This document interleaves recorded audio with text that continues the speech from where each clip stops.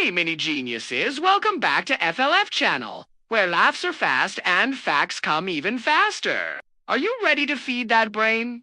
Let's dive into today's weird and wobbly wonder. Should you eat and run? Nope. You shouldn't. And here's why. Once upon a time, there was a guy named Max who loved snacks.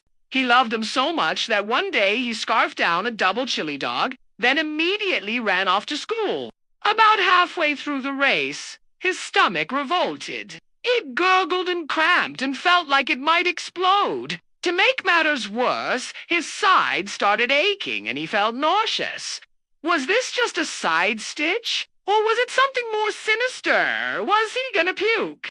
And then something even weirder happened. Suddenly, Max's stomach, intestines, and brain started talking to each other. Well, they weren't really talking, more like yelling at each other, like co-workers in a chaotic office. "Hey, I need blood to digest," his stomach yelled. "Well, I need it for running," his intestines yelled back. "Too late, we're doing both," screamed his brain.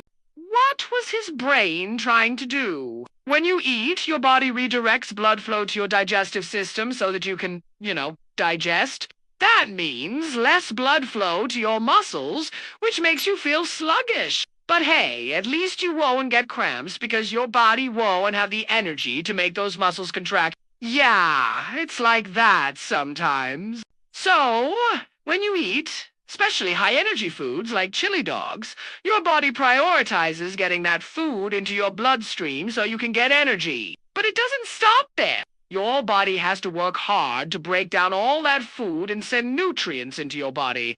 That takes energy too. So your body does something kind of crazy. It diverts a bunch of your blood flow to your digestive system. All that processing power requires a lot of blood, so your brain sends some of yours away.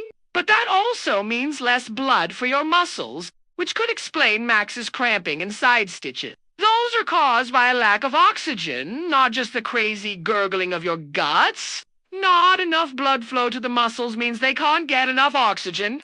That's what makes you feel out of breath, like you're in a race. And if you keep pushing without giving your body a chance to catch up, you might puke. That's what those revolting stomach sensations are all about. Trying to get rid of the excess food before it makes you even sicker. But sometimes blood flow to your brain gets cut off too. And that brings us to the part where Max's brain starts yelling at his stomach. When that happens, you might feel lightheaded or even pass out. Your brain is basically going, "Hey, I need some blood, please," while your gut is saying, "I need energy to digest this food," says Dr. Stacy Sims, a sports physiologist and professor at the University of California, David.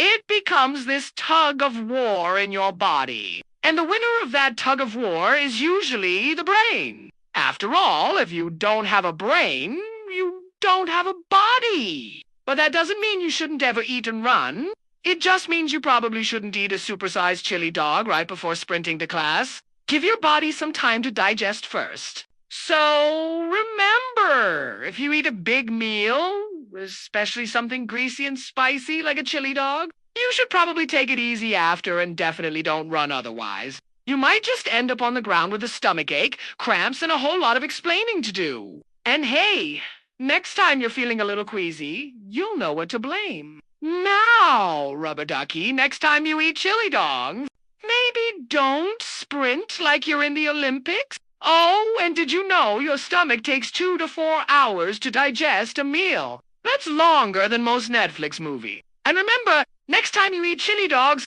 maybe don't sprint like you're in the Olympics. Just waddle, trust me. Please don't forget to like, comment, and subscribe for more fast facts with a splash of fun only on FLF Genius.